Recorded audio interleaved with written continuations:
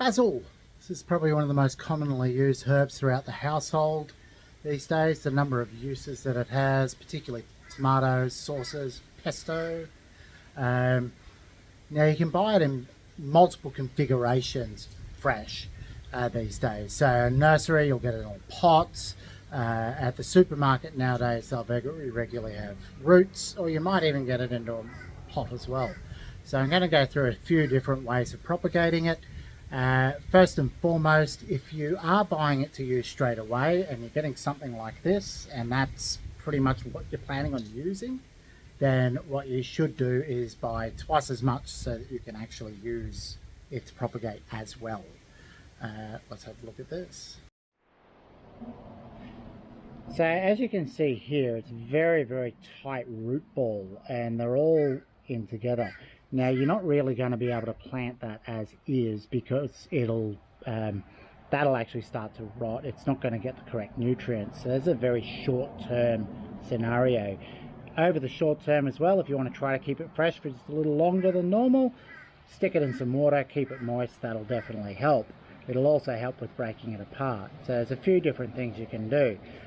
Works much easier if you've actually got one that's in a pot where it's not as tightly bound with the roots. But you can actually still pry all of these apart, and you will cause some damage to the roots in this process as well. But when it's as tight as this, you basically pick the ones that are going to survive as well as you can and plant them in if they've got a good enough root system. So the next trick that you're going to come across is that the ideal way for pruning the plant is slightly different to the ideal way for cutting it to propagate. They're not incompatible, but one has you cutting close to the node and one has you cutting underneath the node. So I'm going to show you a simple way to try and do a nice balance in between, so you can both propagate and get the best results out of it at the same time. So you want to get yourself a nice pair of scissors, sharp. They need to be clean, not rusty, but you don't need to get overly fussy about sterilising them because it's not quite that sensitive. If you wish to sterilise them, go ahead. Alright, so your ideal points for pruning will be, if you see here, we've got the smaller leaves coming out. If you've got that branching happening, you want to be cutting just above that. Okay, so what'll happen then is it'll create a more bushy plant. So each one of these is then going to grow out larger, and you'll basically get multiple prongs coming out of the plant. Now, where pruning for propagating is different is ideally you want to cut underneath the node, because these are the areas where the roots will tend to grow. So you want to try and get yourself a nice halfway point between the two if you want to do both. So on this plant, you've got 1, 2, 3. All right, so your ideal point would realistically be cutting it here, but what I would be doing is cut it above there and pray that this works.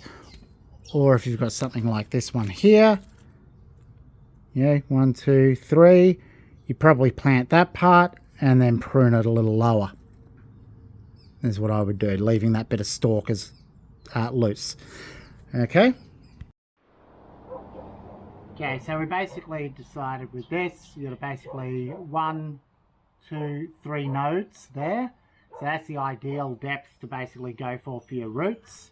You can go longer if you wish, but basically what we want, get ourselves a nice 45-degree angle and cut it off. Then, for that, strip the leaves away.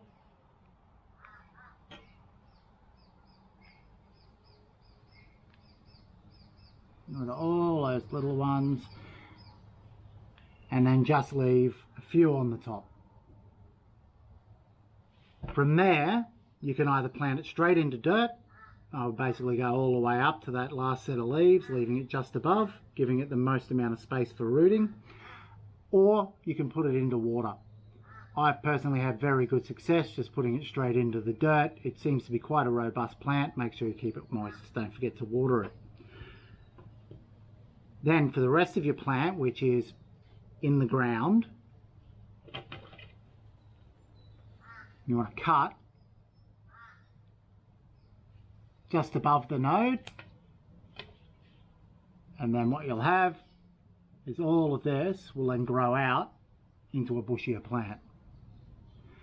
Now, if in this case you've got one that may or may not survive anyway due to those roots, it's not the end of the world. You may survive, but you've already got yourself one to plant, like so. And if you actually replant that, get rid of those small little leaves there, replant him a little bit deeper, you'll give it more space to actually reroot. So the double up there is, as you've got yourself a more and more established plant, get it more and more bushy by cutting it where the leaves start to grow apart at the nodes.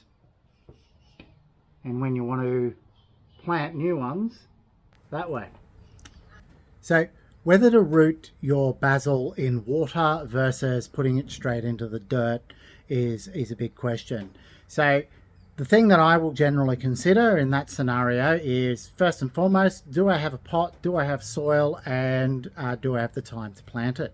So if the answer is no, stick it in some water. But if you actually have potting mix in a pot available that's appropriate for it, then I would actually advise putting it into that to start with, because when it actually produces the roots in the soil or potting mix, you will actually make a stronger root system for it. It may take a little bit longer. You don't notice it as quickly, which is why rooting it in water is such a popular method, but it'll be a stronger root system, and it is one of those plants that does actually bounce back very quickly from it.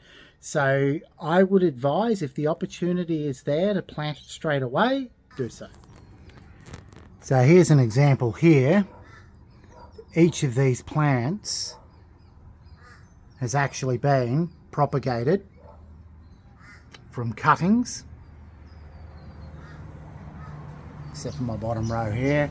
Those ones were ones that were separated into separate roots.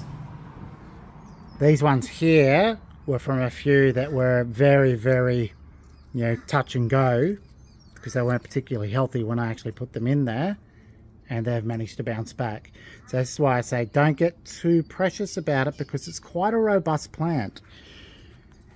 And then, if I want to continue, I can let these ideally grow a little bit larger, but once again, when I'm doing my, I'm trimming it to get myself some more basil to use, cutting it around here, where those little leaves are coming out, will allow that to branch out, and I'll basically get an even bushier plant.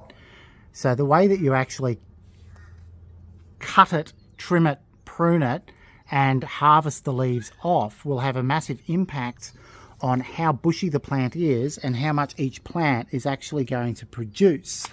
So just from one plant, let alone the whole bunch that you managed to get from the supermarket, you can get yourself a whole massive amount of plants and continue to produce for quite some time. Now here's a little trick here, right here. There we go.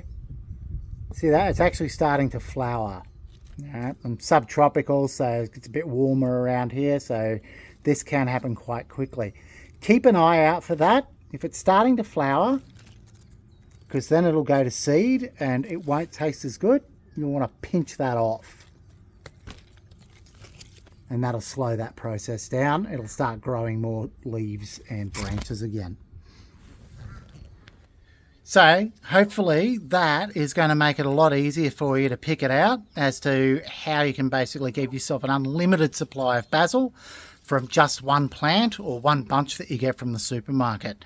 You don't need roots to start with, because you can basically stick it in water or dirt and it will grow roots, and with a very high rate of success.